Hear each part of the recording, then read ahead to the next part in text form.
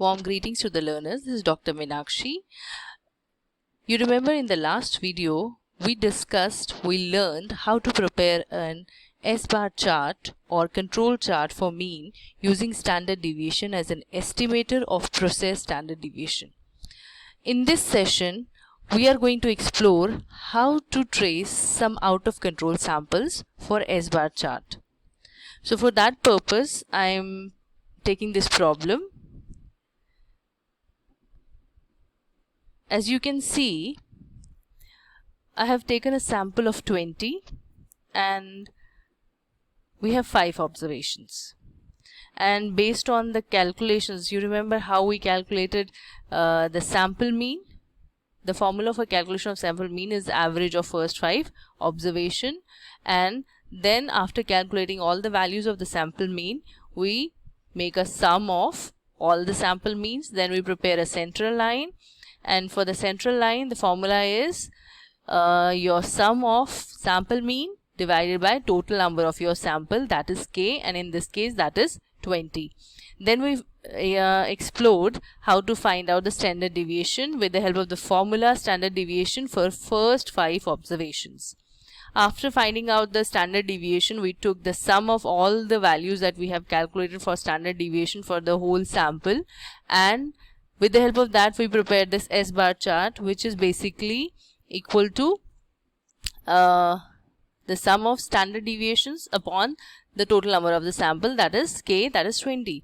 Then with the help of the appendix table that we have for this observations, we have 5, and for 5 observations the A3 value, the control limit factor, is 1.427. So with the help of this value we calculated the upper control limit using the formula x double bar, that is your central line, plus your A3 value that we just not calculated but we took it from the appendix table, 1.427, into your S-bar value. And similarly for lower control limit we have the formula your central line, that is x double bar minus A3 into S-bar, right?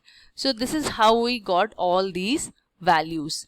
And in this scenario, when we plotted this line graph with the help of 4 values system, that is sample mean, central line, upper control limit and lower control limit, we realize that for the central line, given central line, the sample mean was exceeding from the upper control limit as well as from the lower control limit. For the upper control limit, it is exceeding for the 0.4 and the value is 54.4. So how it is exceeding? Because upper control limit is 53.3 and this 0.4 value is 54.4.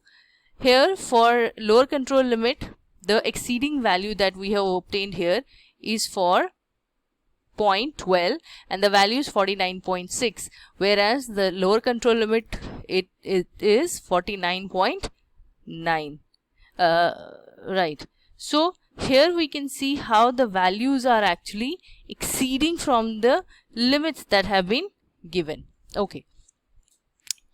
Now what we need to understand here is how to make corrections with all these values.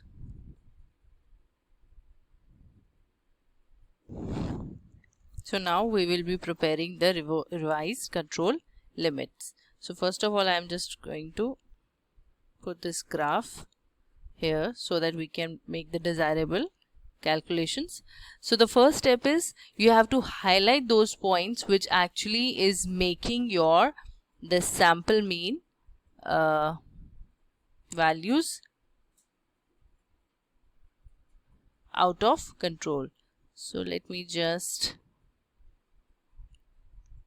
okay. So these are the 2 points which basically are out of control. So you remember we have denoted it with the help of an alphabet D, which stands for number of your values which are out of control, or we can say that they are the number of discarded sample. So we have two values here which are considered to be discarded sample values. So for revised control limit, first of all we need to find out the revised central line. So that means the x double bar will be revised, so we will be calling it as x double bar new. So it will be revised control central line. Okay, so for revised central line, we'll be using the formula sum of all the sample means that we have minus the sample mean of the values which are from the discarded sample divided by your total sample, that is k, minus d. So you have to remember one thing in advanced statistics course, when you are preparing for industrial lab program, and you have to work thoroughly on Excel sheets, so you have to be very careful with your formulas, because a single gap in the formula will spoil the whole data. So you have to be very cautious when you are doing these formula operations on an Excel sheet. Although it's very easy, but a small glitch can happen if you miss a single step or single item is not correctly placed in the formula. So this way we got the revised central line. Okay, so this is how we are going to get it for all the data lines. Now we have to find out revised standard deviation, or you can also call this as S bar new, right? So for S bar new or revised standard deviation, the formula is again going to be sum of the standard deviation values that we have calculated minus the standard deviation value for the discarded sample. Now it will be divided by again k minus d, that is the total sample minus the number of discarded samples. So this is your formula for revised standard deviation, and before I'm going for enter, I'll be putting the dollar sign, and you know why we have to do it, so that I can get the data for rest of the sample.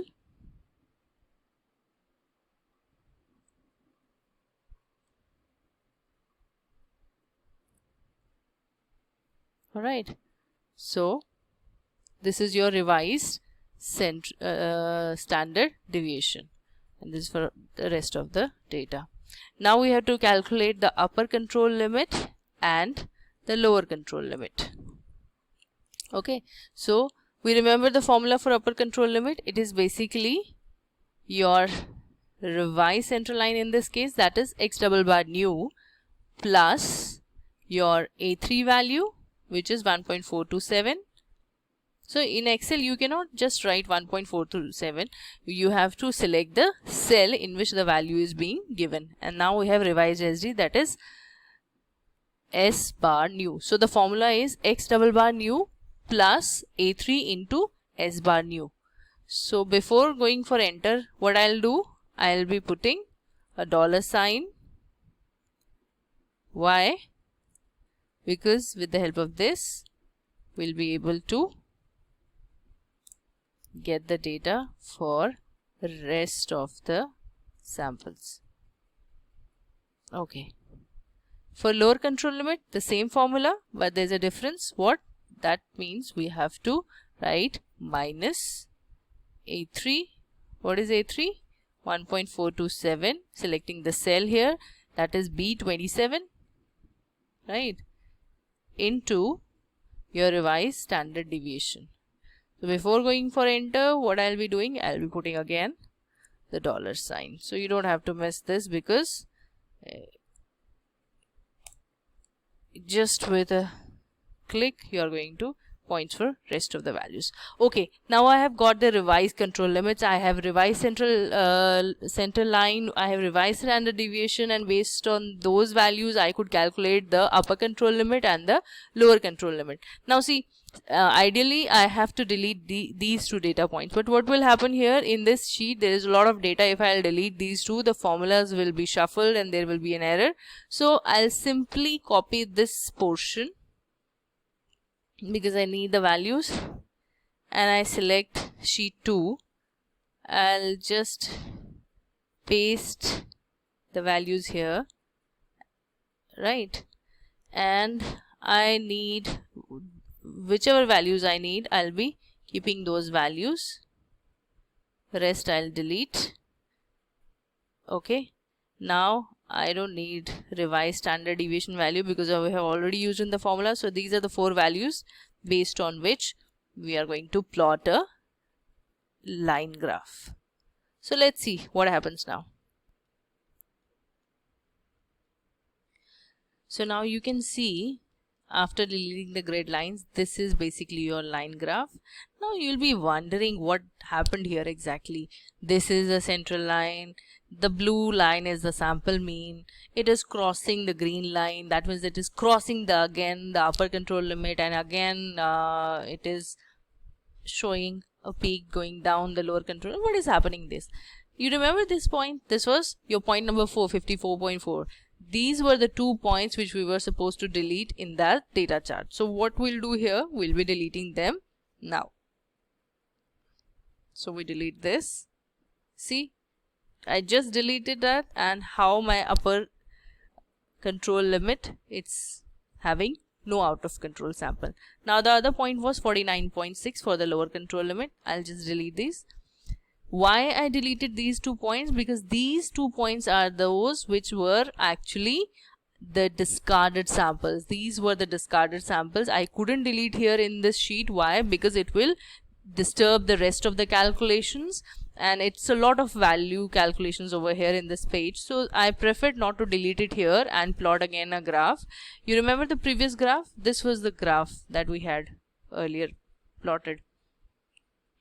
I'll just drag it upside a bit so that you can just relate it with the data.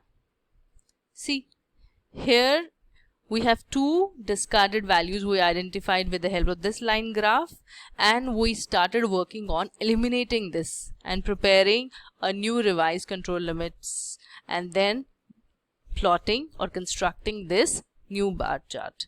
Now see, based on this calculations, this is the revised S bar chart, or you can say this is the revised X bar chart for a situation where basically your the sample standard deviation is as an estimator for the process of standard deviation to control what is happening in the sample in the process, right?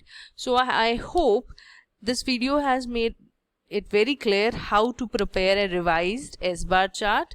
In the previous video we learned how to prepare an S bar chart. In this video we explored how to prepare an revised S bar chart on an Excel spreadsheet. Thank you so much for your attention and have a good time.